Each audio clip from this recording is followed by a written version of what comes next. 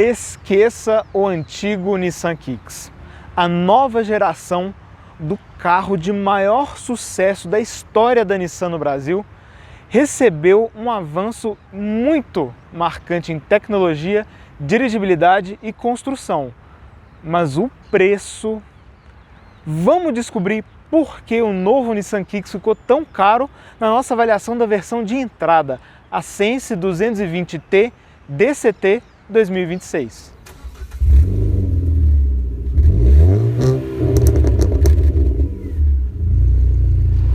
E se você for comprar um carro usado seminovo, não deixe de usar o serviço de consulta veicular da Olho no Carro. E com o cupom de desconto do DriveOn você ainda garante 15% de desconto em todas as consultas. Link na descrição do vídeo. A primeira geração do Kicks foi lançada aqui no Brasil em 2016 e já em 2017 ela passou a ser fabricada no Rio de Janeiro. Então originalmente um carro importado do México e depois nacional. Inclusive essa nova geração já nasceu fabricada aqui no Brasil na fábrica da Nissan lá no Rio de Janeiro. Mas enfim, voltando ao anterior, era um carro construído sob a plataforma V, a mesma de Marte, Versa e que ainda atende ao recém-lançado Nissan Kate. Não é Kite, é Kate, mas uma hora a gente chega nisso. Foi um carro que marcou muito pela sua relação custo-espaço, vamos dizer assim. E essa segunda geração busca manter esse apelo em bom espaço, mas ela cresceu, como a gente vai ver em breve. E essa versão aqui foi lançada em 2024 em mercados mundiais e agora em junho de 2025 no Brasil. É interessante comentar que a antiga plataforma V não existe mais nessa nova geração e aqui a gente tem a CMF-B, que também é utilizada pela Renault no Boreal aqui no Brasil, que é muito interessante, que é um carro maior do que o Kicks, como também oferece só motorização 1.3 turbo e custa até menos do que o Kicks, dependendo da sua versão. Inclusive, quando a gente olha para a faixa de preços que esse carro atuava e agora atua, dá para ver de maneira bem clara que a Nissan quer subir ele de patamar. Então, se antigamente o Kicks ficava ali entre os 120 e 150 mil, competindo com Terra, Pulse e Kardian, esse papel fica com o Nissan Kate e o Kicks começa agora nos 167 mil reais dessa versão Sense. Todas as versões, inclusive, têm o mesmo conjunto mecânico, o 220T com o câmbio DCT. Então você vem com essa Sense, você tem a Advance, você tem a Exclusive e você tem a Platinum. Platinum, inclusive, que é o carro 1.0 mais caro do Brasil, chegando aos 200 mil reais agora no começo de dezembro de 2025. Então um carro que está mirando na faixa de cima dos SUVs compactos, competindo mais com T-Cross, Creta, HR-V, enfim, os SUVs turbinados topo de linha. E para competir com SUVs compactos com motor 1.3, 1.4, 1.5 e 1.6 turbo, a Nissan talvez tomou a decisão mais polêmica possível, porque a gente tem um motor 1.0 turbo em todas as versões, como eu disse, e agora casado com um câmbio automatizado de dupla embreagem de 6 marchas. Uma solução polêmica que o mercado brasileiro tende a ter uma certa rejeição, mas aqui a gente tem um câmbio com engrenagens banhadas a óleo, o que tende a aumentar sua durabilidade e confiabilidade por dissipar melhor o calor. Ainda assim, é um câmbio que exige uma troca de óleo a cada 90 mil quilômetros ou 72 meses. E pelo menos no momento dessa gravação aqui, lembrando, começo de dezembro de 25, não existe o preço desse serviço no site da Nissan, mas é uma manutenção que naturalmente tende a ser mais cara. Mas por outro lado, o motor não deve constituir grandes surpresas, porque é exatamente o mesmo utilizado pelo Kardian. Aqui a gente tem uma HR10DDT, que é o código de projeto desse motor, que a Nissan chama aqui de 220T. Em breve eu explico por que o 220. Mas por que não deve constituir surpresa? É um motor 1.0 3 cilindros turbinado padrão do mercado. Então ele é inteiramente em alumínio, a sincronia das polias é feita por corrente, não é correia dentada, banhada a óleo, corrente. Então você tem uma durabilidade maior, um prazo de troca muito maior. E é interessante comentar que este motor é produzido pela Horse, que é uma joint venture da Renault com a Geely. Então ele é um motor fabricado lá no Paraná, que é enviado desmontado para a Nissan no Rio de Janeiro e aplicado nesse carro aqui. Ele entrega aqui 120 cavalos de potência na gasolina, 125 no álcool, e de torque 20,4 na gasolina ou 22,4 kgfm no álcool, ou 220 Nm, daí inclusive vem o nome 220T. Mas como ele está com gasolina agora, na verdade ele é um 200T. Enfim, pequenas curiosidades, mas é claro que alguns hábitos, enfim, persistem. Então aqui você tem a manta, mas reparem que a pintura interna não é igual à externa. E uma coisa que é típica da indústria japonesa, independente de onde o carro seja fabricado, são os detalhes de massa e solda aparentes que não passam lá uma boa percepção construtiva, e é especialmente injusto no caso desse carro, como eu vou contar para vocês em breve. O que é interessante comentar também, lá nos Estados Unidos, esse carro cresceu tanto, não só nos Estados Unidos, né, aqui também, mas enfim, esse carro cresceu tanto que lá nos Estados Unidos ele até deixa de competir entre SUVs compactos menores e compete até com Taos, Corolla Cross e Compass, que obviamente são carros mais baratos do que aqui. Mas justamente por esse posicionamento, lá ele não tem esse motor 1.0 turbinado. Particularidade de mercado, claro, lá ele oferece um motor aspirado 2.0, ou seja, totalmente diferente do que a gente tem aqui. Talvez pudesse ser uma opção para cá. Melhor ainda, talvez o mesmo motor 1.3 TCE de Duster e Boreal. Inclusive, esse 1.0 aqui é um derivado direto daquele motor. E quando a gente fala que o Kicks cresceu, não é bondade e figura de linguagem, não. É um carro que agora tem quase 4,40 metros de comprimento, não fica muito para trás de um Compass, com entre-eixos de 2,65 metros, que também é de carro médio. Altura 1,62 m, com largura de 1,80 m. Ele é um carro realmente grande. Isso sem contar os retrovisores, deixando claro. O vão livre também continua muito bom, de 20 centímetros. Mas não foi só nessas dimensões mais mundanas, vamos dizer assim, que o Kicks cresceu. Seu peso também aumentou quase 200 quilos, é um carro de 1.322 quilos agora. E até o tanque, que era pequeno na antiga geração, aumentou 7 litros. Agora é um tanque de 48 litros, bem nivelado ali a média desse segmento. E ele ficou tão grande que até as rodas parecem pequenas para ele, mas não. Aqui já nessa versão de entrada são rodas de liga leve aro 17, com pneus 215/60, ou seja, são pneus altos, quase 130 milímetros de parede. Então você não tem só esse bom vão livre, bons ângulos de entrada e de saída, como um pneu que vai te dar uma tranquilidade muito legal em buracos, tampas de bueira, enfim. É um carro que você vai ter praticamente isolamento total desses danos viários que a gente tem no Brasil hoje. Aqui nesse carro a gente tem Bridgestone, pneus ok de aderência, silenciosos, suaves, e os freios são a disco nas 4 rodas, ventilados aqui na dianteira. Suspensão McPherson na dianteira e eixo de torção lá na traseira, bem na média do que a gente vê em outros SUVs compactos. E lembrando, isso tudo em uma plataforma totalmente nova. Então não tem nada aqui da plataforma V do antigo Kicks e do recém-lançado Kate. Não, aqui a gente tem a plataforma CMF, que é uma arquitetura modular utilizada pela Renault, pela Nissan e também pela Mitsubishi. Nesse carro aqui a gente tem a CMF-BHS, que é uma aplicação mais sofisticada da CMF-B, inclusive até mais do que a do Boreal, que é derivada de um carro da Dacia. Mas enfim, é uma plataforma muito moderna, mas é interessante comentar que em outros mercados essa mesma arquitetura dá origem a Clio 5, Clio 6, Captur 2 e, como eu disse, diversos carros também da Mitsubishi e outros da Renault. O interior aqui também é totalmente novo, óbvio, mas vamos falar de uma coisa mais importante primeiro, que é de segurança. Porque com essa nova plataforma, que mais uma vez não tem nada a ver com a antiga, a gente tem um carro com um alto padrão de segurança, que inclusive já foi testado pelo Etihad NCAP e recebeu 5 estrelas nos testes do Instituto. Então já nessa versão de entrada, que não tem cara de entrada e nem pacote de segurança de entrada, você tem 6 airbags, então os frontais, os laterais e os de cortina. Você tem frenagem automática de emergência dianteira e traseira com detecção de pedestres, você tem o farol alto automático, você tem o ACC, você tem um assistente de permanência em faixa e o detector de fadiga. Então um pacote muito robusto para uma versão de entrada que pode não ter preço de versão de entrada, mas ainda é a entrada da nova geração do Kicks. Outra coisa que ele faz muito bem, preservando uma característica marcante do Kicks, é o espaço traseiro.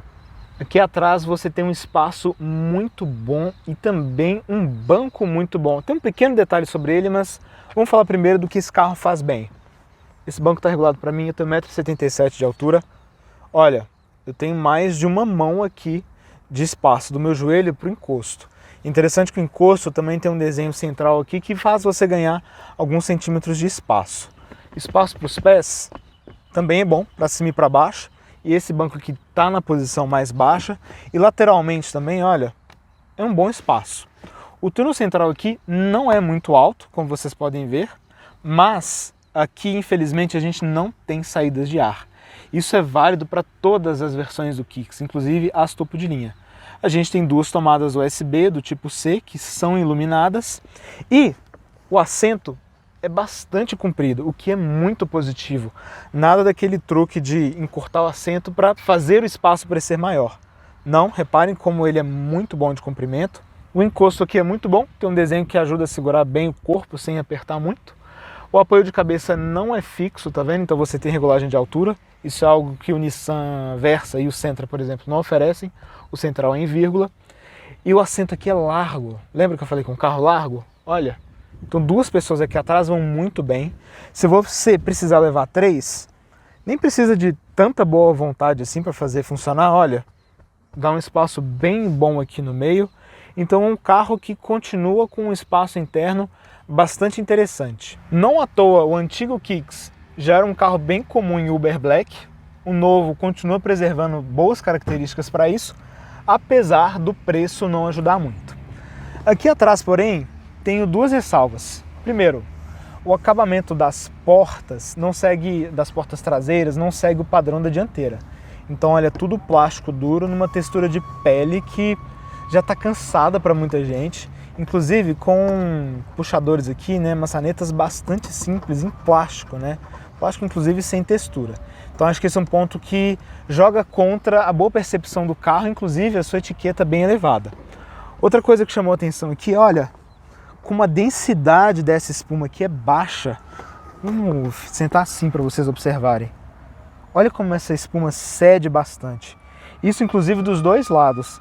E aqui é um carro pouco rodado, quer ver? Ele está com 4.000 km nesse momento. Então, dependendo do seu uso, esse entra e sai aqui pode acabar fazendo essa espuma ceder com uma certa velocidade. Algo bem comum se você já pegou um táxi, um Uber, Sandero, Logan ou K 4 portas, K Sedan. Então, é uma característica que, infelizmente, também acontece aqui. E quando a gente fala de porta-malas, a gente continua com um volume bem generoso. Então dá para ver que é um carro grande com um trabalho de packaging muito bem feito.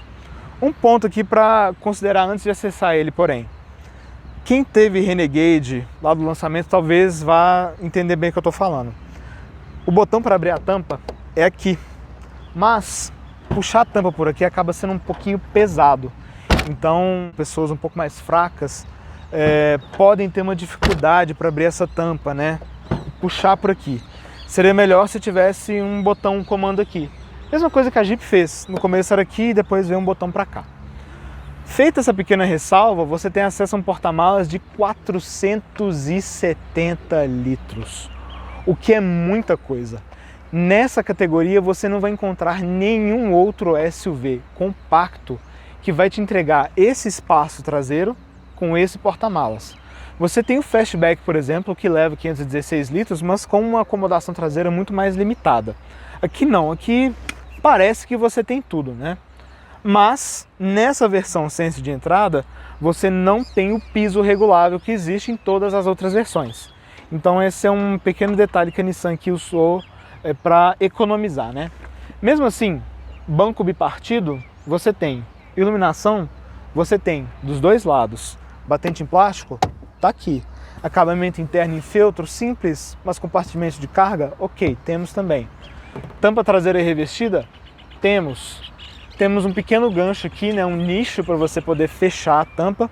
E aqui por baixo e por dentro, você tem um step, que é um step temporário, né? Um pneu Pirelli, inclusive. Aqui um ponto de atenção é que não me parece que a roda de serviço vá caber aqui sem deixar esse piso levantado.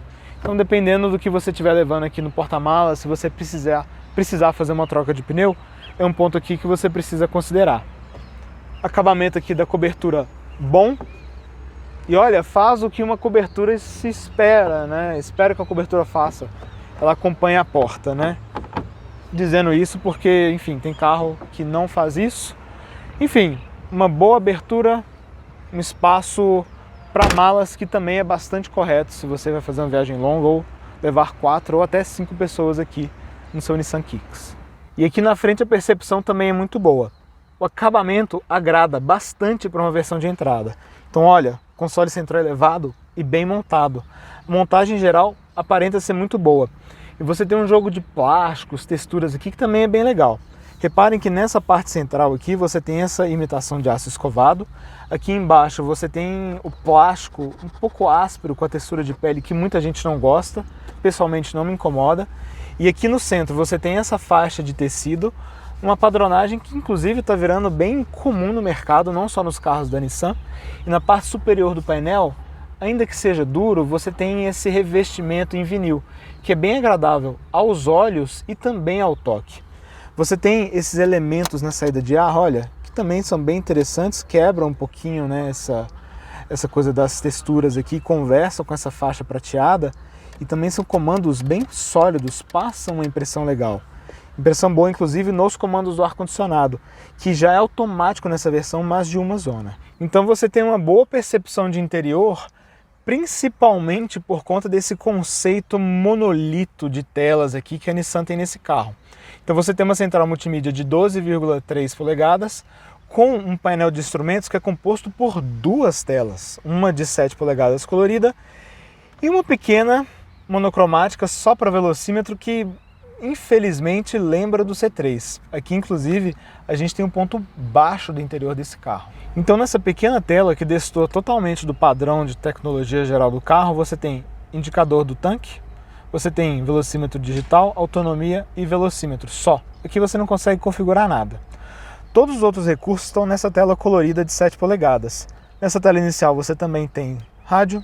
Nessa segunda visão você tem consumo com 3 visualizações. Histórico 1, 2 e desde o reabastecimento. Isso é bem interessante. Você tem uma informação muito interessante que é o tempo que você ficou com o start-stop ativado e quanto de combustível você economizou naquele trajeto específico e também uma geral desde que o carro foi reabastecido. Detalhe interessante, e você consegue resetar essas informações, tudo ou as médias individualmente. Aqui você tem uma visão de pressão dos pneus, é uma pressão direta, então você tem a pressão exata ali que você tem em cada uma das rodas, temperatura do motor, música, que você está escutando, assistentes à condução, como você quer configurar os alertas frontais ou de faixa, e aqui uma visão deles funcionando, e aqui você tem uma tela com diversas configurações do carro, então configurações de assistência ao condutor, de modo eco, de pressão do pneu, personalização da tela. E aí você volta para essa tela inicial aqui com o conta-giros e mais uma vez sua taxa de atualização de Quake 4. Nas versões topo de linha não temos 2 telas só para o painel de instrumentos, não. Você tem uma outra tela aqui de 12 polegadas com mais funções e melhor visualização.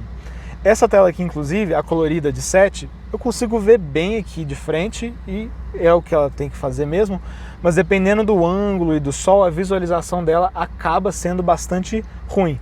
Por mais que aqui em cima você tenha esse botão fácil de usar para regular o brilho dela. Enfim, destoa muito do padrão de tecnologia desse carro. Por outro lado, a tela da central multimídia, só elogios, tanto pela qualidade da imagem quanto pela usabilidade, que também é bastante simples. E ao contrário de outros carros que usam esse mesmo conceito, aqui a Nissan foi muito inteligente na aplicação. Por quê? Recentemente a gente avaliou o Hora 03 aqui, que tem essa mesma diagramação do painel. Só que lá a central multimídia começa aqui. Então você tem o volante e a sua mão encobrindo parte da tela. Aqui não, a Nissan usou esse elemento de ligação aqui em Black Piano justamente para dar um espaço para começar a tela, ou seja, sua mão e o volante não cobrem a visualização em momento nenhum. Então você tem uma tela que é grande em widescreen e que sempre tem esses atalhos fixos aqui do sistema operacional do carro na lateral. Então aqui eu estou usando espelhamento que é sem fio para Android Auto e Apple CarPlay. Reparem a qualidade da imagem, como tudo funciona muito bem, uma tela muito bonita mesmo. E aqui nas laterais você tem esses atalhos para notificações do sistema do carro, você tem esse atalho para Home, inclusive uma visão fácil, bem fácil, música, CarPlay de volta, e que você tem informações do carro. E reparem que não tem muito o que fazer aqui. Isso é bom, porque facilita o uso. Então em configurações, por exemplo, você não tem muito o que fazer. Sons, relógio, conexões do carro, aqui a gente não tem internet embarcada. Você consegue configurar a câmera. Então aqui a câmera de ré você consegue configurar brilho, contraste, tonalidade. Inclusive até aproveitar para mostrar a qualidade da imagem da câmera. Você tem linhas dinâmicas. Ela fica em tela cheia, a qualidade é só ok, poderia ser melhor, mas acho que tudo bem. E o que eu acho que é especialmente interessante é que você tem essa baita tela e logo aqui embaixo você tem comandos físicos. Olha, o volume, fácil, ligar e desligar, fácil, passar de faixa, pisca-alerta e brilho da tela, modo noturno ou diurno e selecionar o brilho. Então não fica só um detalhe agradável, como também prático, eficiente. É bom ver que a Nissan, mesmo nessa nova geração do Kicks, preserve essa atenção aos detalhes, dos comandos físicos e fáceis de usar. O ar-condicionado, como eu comentei, segue a mesma lógica nessa versão de entrada. Ele é automático de uma zona e olha, fácil de mexer, muito bom. E aqui nesse console central elevado a pegada é a mesma. Botão de ligar e desligar o carro, lembrando, já nessa versão de entrada a chave é presencial. Freio de estacionamento eletromecânico com a lógica de funcionamento correta, inclusive. Então se você está em D e passa para o P, o freio de estacionamento é acionado automaticamente. Você tem um auto hold, duas tomadas USB iluminadas, aqui um ótimo lugar para deixar o seu celular. Nas versões topo de linha, isso é um carregador por indução, aqui não. E o seletor de marchas é por botão, então Park, Ré, Neutro, Drive ou um manual. Então você aperta aqui uma vez D, aperta outra um manual, e aí você faz as trocas de marcha atrás do volante, porque afinal de contas você não tem nenhuma manopla aqui. Então borboletas também temos de série. E aqui o seletor de modos de condução que eu comentei. Dois bons porta-copos e aqui um porta-objetos em baú. É um porta-objetos pequeno, mas inclusive temos uma tomada 12 volts aqui dentro. E a posição dele é muito boa. Nada daquele problema do Kicks antigo e agora do Kate, que tem um recorte para o freio de mão, justamente onde você poderia apoiar seu braço. Não, aqui não. Posição muito boa. E isso tudo vai construindo um cenário de ergonomia excepcional no carro. Então são os comandos físicos em tudo, comandos físicos aqui também nas laterais, olha, regulagem de altura do farol, para desligar o start-stop. Não existe nenhum comando que deveria ser físico que está na central. Não, tá tudo certo aqui. Inclusive a Nissan tem um apreço por detalhes que a gente não repara em carros novos. Reparem aqui atrás o volante.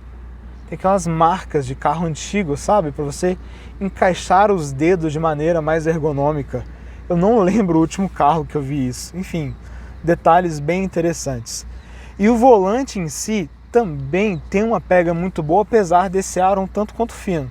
Então, você tem regulagem de altura e distância em um campo muito bom. Reparem que o volante não despenca, cai um pouco, mas não despenca. Então você consegue se encontrar muito bem aqui. O volante é muito bem alinhado ao banco e aos pedais. Reparem inclusive como o banco é comprido, então apoia bem as suas pernas. Você tem um apoio lateral para as coxas muito bom e também um apoio para o tronco que é muito bom. O apoio de cabeça não é daqueles que empurra o pescoço, e os assentos têm a tecnologia Zero Gravity, ou gravidade zero, que já é uma tradição da Nissan que existe para diminuir pontos de pressão em viagens longas. Isso mesmo com esse tecido mais simples aqui dessa versão de entrada. São bons bancos. O que me chamou a atenção aqui na primeira sentada é que o apoio lombar é um tanto quanto pronunciado. Nos primeiros 10 km me incomodou, mas depois não, então acho que está bem correto. E o acesso aos pedais também é bom.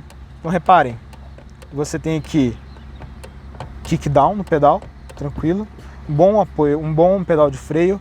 E reparem que o apoio de pé aqui é emborrachado, isso também é coisa de carro antigo. Aqui só faltou o bate-pé de borracha também, né, igual em outros carros.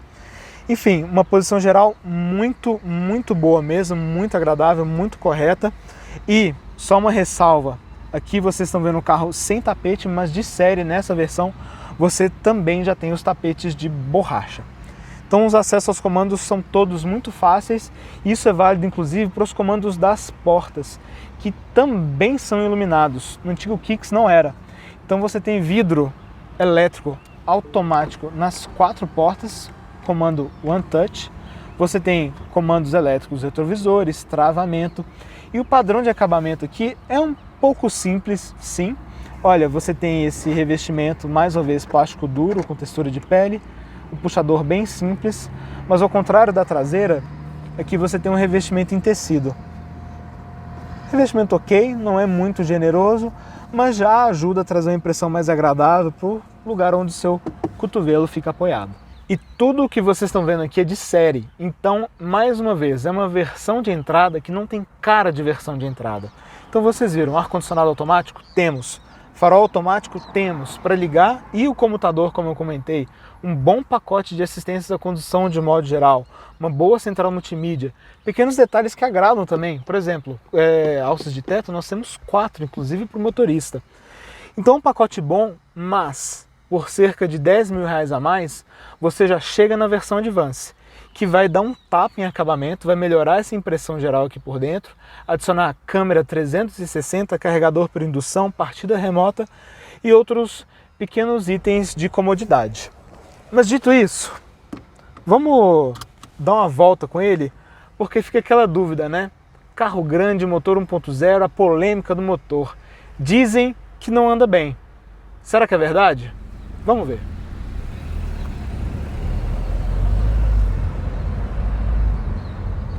Olha, eu não sou o Gugu, mas eu vou segurar essa resposta para o final.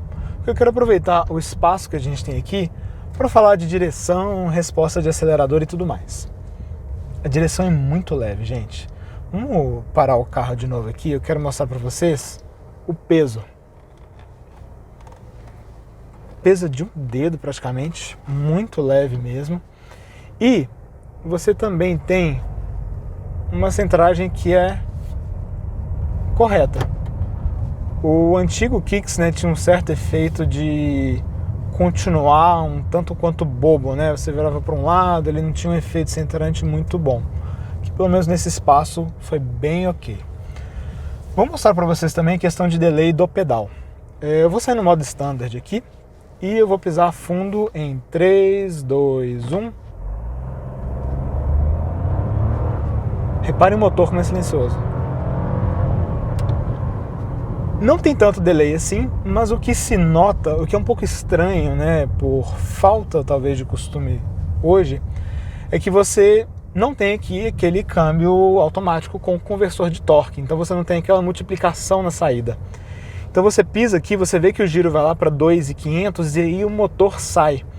Inclusive é interessante notar que nesse modo standard com o pé embaixo, o motor não vai até o limite, né, de giro aqui, 6.500 aproximadamente. Ele troca antes. Muito possivelmente para preservar a transmissão, questão de torque, enfim, o que ela aguenta e aplicação.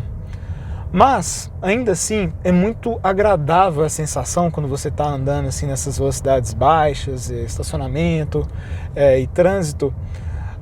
É muito agradável a sensação de não ter a patinação do conversor de torque. E ainda assim, você tem um creeping que é muito agradável. Então, olha, tirei o pé, o avanço lento, suave, correto, não é brusco. Essa é uma característica que alguns automatizados mais antigos não tinham para preservar a embreagem, como por exemplo o carro numa subida, né, ele ficar no creeping aqui sem embreagem. Aqui não tive nenhuma situação desse tipo, mas o creeping suave, muito fácil, muito agradável mesmo. E para quem entende um pouco mais de mecânica, com certeza vai apreciar, como eu apreciei muito aqui, aquela sensação de transmissão mais direta de potência às rodas. Então você não tem aquele do conversor patinando e no motor acompanhando essa patinação. Não, Essa transmissão direta ajuda a trazer esse comportamento mais seco, mais preciso na direção e também aumenta a eficiência energética, pelo menos na teoria. Dito isso do câmbio, as trocas ascendentes são feitas de maneira muito boa, inclusive o modo Eco é muito eficiente, você nota que ele atua diretamente na curva do pedal, a programação do câmbio também muda, ele vai empilhando marcha com mais rapidez. As trocas ascendentes, como eu dizia, são suaves, mas as descendentes, elas deixam um pouquinho a desejar, porque não é feita aceleração interina. Então você está numa descida, por exemplo, e você tira o pé e o carro ele tem aquele recurso, né, de reduzindo um pouco as marchas para manter velocidade. Você sente uma certa variação quando é feita a redução. Não é um tranco, mas é uma variação. Como os câmbios automáticos de hoje são muito suaves, isso acaba chamando a atenção. Outra coisa que chama a atenção em algumas situações. Em um câmbio automático, mais uma vez, com conversor de torque, você tem uma sacada quando a programação é bem feita, da meia marcha. Aqui o carro está fazendo exatamente o que eu ia falar. Aqui o automatizado pode ficar um pouquinho confuso, dependendo da subida que você tiver. Então, mesmo no modo standard, é um carro que gosta de empilhar marchas. Então ele vai subindo marchas e às vezes ele está numa marcha que não é o bastante para uma subida. Ele faz uma redução e a marcha é excessiva para a subida. E ele troca de marcha de novo e é pouco para a subida. E ele faz uma redução, vocês estão entendendo onde eu estou querendo chegar, né? Num carro automático com conversor de torque, você tem aquela manha de abrir e fechar o conversor que te dá uma meia marcha. Então você tem uma tocada mais suave. Aqui o Kicks, dependendo da situação, pode ficar um pouquinho confuso. Enfim, é uma característica, né? Sem conversor de torque não tem muito o que fazer, mas de modo geral é um carro que agrada muito por essa sensação de suavidade ao rodar. Isso passa também pela suspensão, que é mais sequinha sim.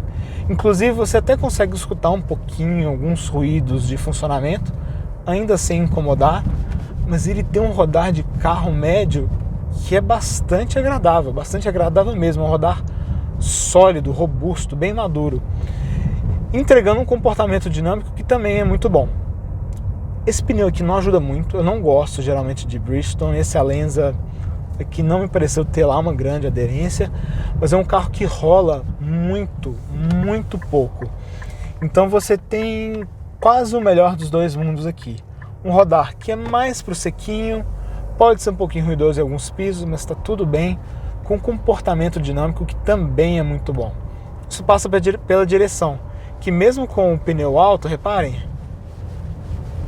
é rápida, inclusive bastante precisa. Então é um carro que você não precisa de grandes cuidados se você estiver em uma estrada sinuosa ou em rodovias em velocidades mais altas.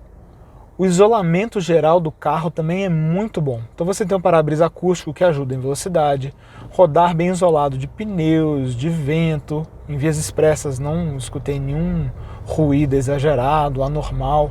Rodar muito suave de modo geral. Não é um carro de rodar áspero. A medida alta dos pneus ajuda bastante nisso. E o motor também é bastante silencioso. Tentei chamar uma primeira aqui a 25. A programação do câmbio não deixou ela de fato muito conservadora, mas é um motor muito silencioso em giros altos e também muito suave, é um motor que vibra pouco. Não ter o conversor de torque também ajuda bastante nisso. E a sensação aqui de pedais, não só o acelerador é boa, mas também do freio, um freio bem dosado, um pedal que não é firme demais, mas também não é borrachudo. Essa questão de leveza de pedais é algo que chama a atenção de muita gente e acho que aqui definitivamente o Kicks vai agradar nisso. O que chama um pouquinho a atenção aqui é o start-stop. A entrada dele é muito boa, ele é muito suave, mas na hora que o motor liga de volta, o carro dá um certo tranquinho e você sente aquela vibração mais marcante dos 3 cilindros. Então é algo que acaba destoando um pouquinho aqui. Consumo também, a gente esperava números um pouquinho melhores, considerando o desempenho que ele entrega. Então, em trânsito pesado com gasolina, a gente ficou aqui na faixa dos 6 km por litro. O que é o pesado? Ruas de bairro, onde para, região central de São Paulo, aquele trânsito denso de dezembro, muitos faróis, sem passar dos 30 por hora, a velocidade média é realmente muito baixa. Trânsito médio, então ruas de bairro, mas também avenidas, 50 e 60, alguns impedimentos, um anda e para. Bem um urbano sem travar muito, números aí ao redor de 11,5, 12, já começa a ficar mais interessante. Um urbano leve, aí já considerando alguns trechos de via expressa, mas não só vias expressas, na faixa dos 16 km por litro. São números melhores do que a gente vê nos carros 1.0 híbridos leves da Stellantis, por exemplo. Então aqui a gente já tem uma coisa interessante, mas ainda fica abaixo de um T-Cross 200 TSI, que tem, mais uma vez lembrando, um câmbio automático tradicional. Então não dá para dizer que o consumo aqui é ruim, não é isso. Mas quando você considera o que ele entrega de desempenho versus a solução mecânica que a gente tem aqui, que é um automatizado de dupla embreagem que é mais eficiente, esse consumo deveria ser melhor. Vamos aproveitar aqui que a gente vai ter um espacinho livre e eu quero mostrar para vocês o desempenho. E de fato, as pessoas criticam muito e a gente tem uma limitação aqui. Então, olha, pisei fundo, vem um certo tranquilo, troca a 4.500, troca a 5.500. O desempenho é ruim? Não dá para chamar de ruim, mas pela potência dava para esperar mais e pelo consumo se esperava mais também. Então aquela história de cobrir mais um cobertor ou outro. E chama atenção mais uma vez as trocas conservadoras do câmbio. Então parece que o pico de potência aqui é mal aproveitado e isso de fato não ajuda na percepção de desempenho geral. Por mais que as retomadas em cidade, em condições leves, sejam bastante agradáveis por conta do bom torque embaixo. Vamos então aqui aos pontos positivos e negativos do Kicks Sense 2026. De positivo a gente selecionou 4 pontos aqui. O primeiro deles é o espaço. Nessa categoria você não vai encontrar nenhum carro que vá acomodar tão bem os passageiros nas duas fileiras e com esse porta-malas. Vai ter carros que podem até chegar próximo, como o Creta, como o Duster, mas nesse equilíbrio aqui do Kicks, nenhum outro vai chegar. Segundo ponto positivo é sua ergonomia. Não só pela posição a dirigir, que é baixa, inclusive bem mais baixa do que a gente vê em outros SUVs compactos, mas pelos seus comandos físicos fáceis, abrangentes. É um carro fácil de se encontrar, um carro fácil de entender, o que é muito positivo em tempos de excesso de telas e muitas vezes invencionices que não fazem sentido. Seu terceiro ponto positivo é sua dirigibilidade. Aqui a gente tem um SUV compacto com dotes de médio e você sente muito isso dirigindo o carro. É um carro que se desloca de maneira suave, tem um rodar maduro, agradável, bem isolado de motor, de vento, de pneu. É um carro que passa uma sensação de refinamento que o antigo Kicks não conseguia mesmo quando chegou no seu ápice. Isso tudo é bastante relacionado com seu último ponto positivo, que é a construção. É um carro que definitivamente mostra que tem uma construção de qualidade, um projeto refinado, maduro, muito bem feito. Você nota isso pela sua segurança, pela ergonomia que eu comentei, pelo isolamento. Então um carro que traz um salto de construção muito grande em relação, mais uma vez, ao antigo Kicks. Mas é óbvio que isso tudo tem o seu preço. Inclusive esse é o primeiro ponto negativo aqui do Kicks, o preço. É uma versão de entrada que já beira os R$170 mil. É caro. Por mais que seja uma versão de entrada com dotes de versão intermediária, é uma etiqueta salgada.